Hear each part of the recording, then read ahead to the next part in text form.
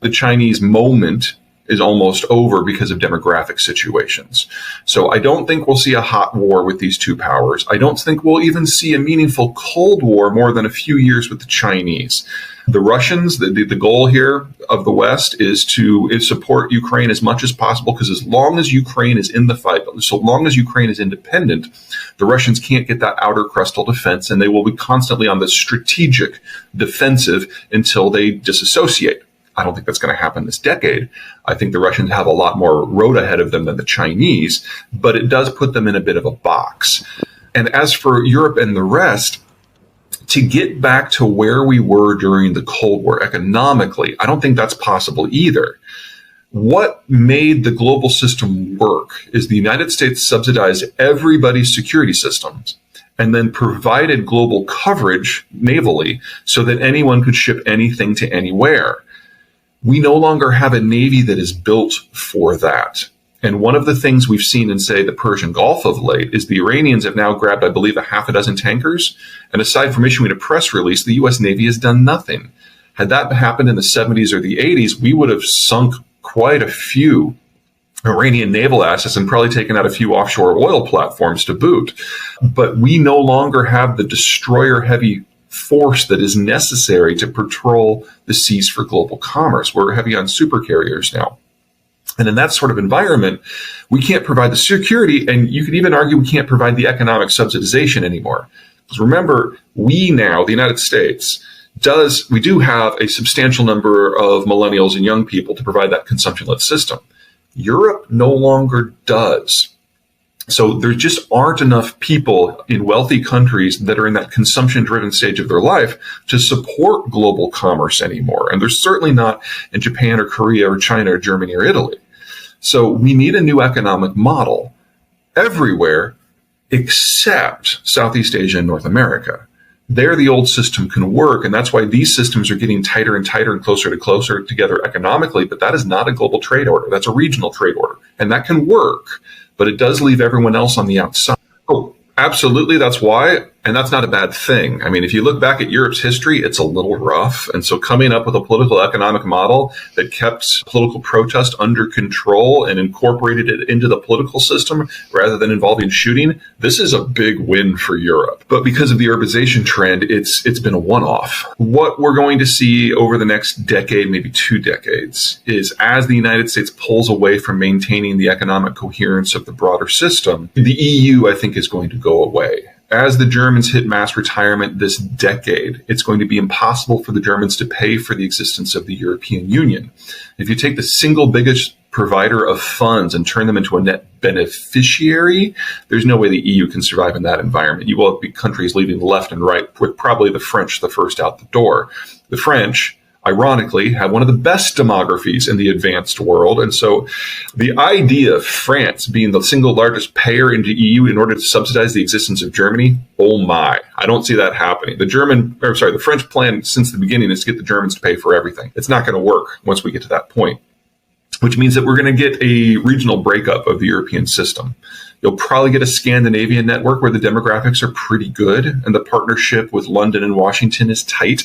We're seeing that already with the Swedes and the Finns moving towards NATO. You're definitely going to get a Francophone world that is all its own. Iberia will probably, under Mexican sponsorship, apply for NATO membership. And then there's the big open question of what happens in Central Europe, because that's where the demographic decline is most extreme. And unlike the Italians, they're on the wrong side of the Alps. They can't be a pocket power by themselves that's easy for the U.S. to pick up. It's just too big of an area with too entrenched of economic issues. And so the question in the United States will be, are there countries in the future for Europe that we are willing to pay for them to continue to exist? And before you rule that out completely, remember, we've done that for Israel and Armenia and Egypt and Jordan for a very long time. So you can't rule it out. It's just that Germany is a lot of water to carry. That's a big place with a big economy, and supporting it will not be cheap. This is not Greece. This is a real hefty place. That'll be expensive. Well, that's like an hour presentation right there. Okay, let's start with the nukes because that's the simplest. I don't think they're going to come into play anytime soon, if they do come into play at all. There's no reason for Russia to nuke Ukraine because they want to occupy it. There was a moment last year when if they would have nuked, say, Warsaw, Berlin, and Stockholm, they could have disrupted the weapon flows. But in the aftermath of the Battle of Kharkiv, when the Ukrainians captured so much Russian equipment, that logic largely went away. And any direct strike on the United States will be met with an immediate retaliation. And the United States has made it very clear to Vladimir Putin personally that if you think you can fling a nuke into the Western Hemisphere, the first few that come back are coming for you personally. And we know exactly where you are, because we've been listening to your phone calls and reading your emails since the beginning of this and then publishing everything immediately. So don't think that you're insulated from this if you decide to go down that route. So I think that is off the table so long as the battle remains within Ukraine. Now, as for the curtain, it's a lot less substantial than it was during the Cold War. And that all had to do with the Battle of Kiev. When it became apparent that the Russians were incompetent, not just at combined arms warfare, but warfare in general, that this was just a mob with weapons, everyone in Washington got really scared, because we know that when the Russians are done with Ukraine, they're coming for Poland.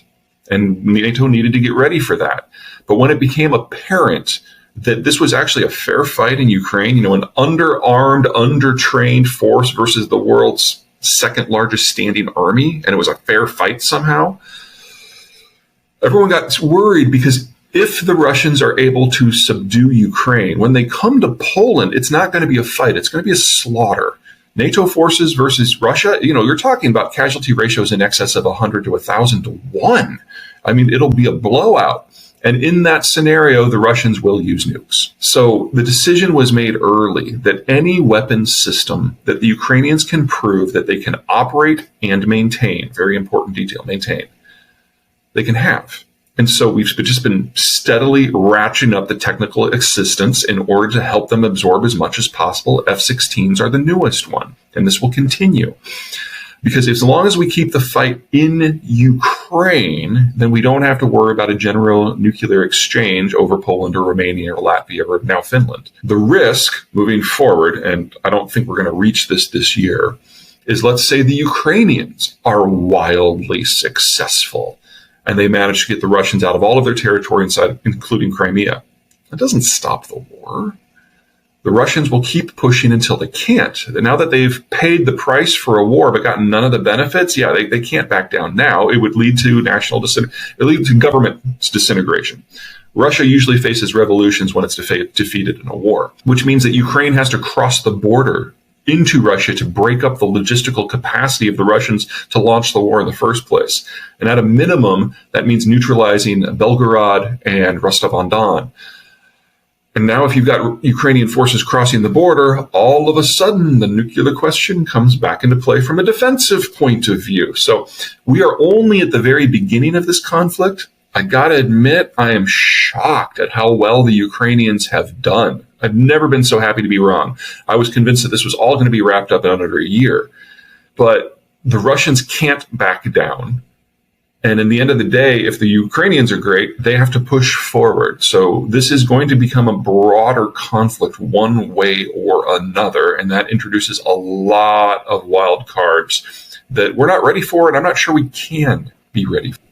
Well, let's start with the offensive issue.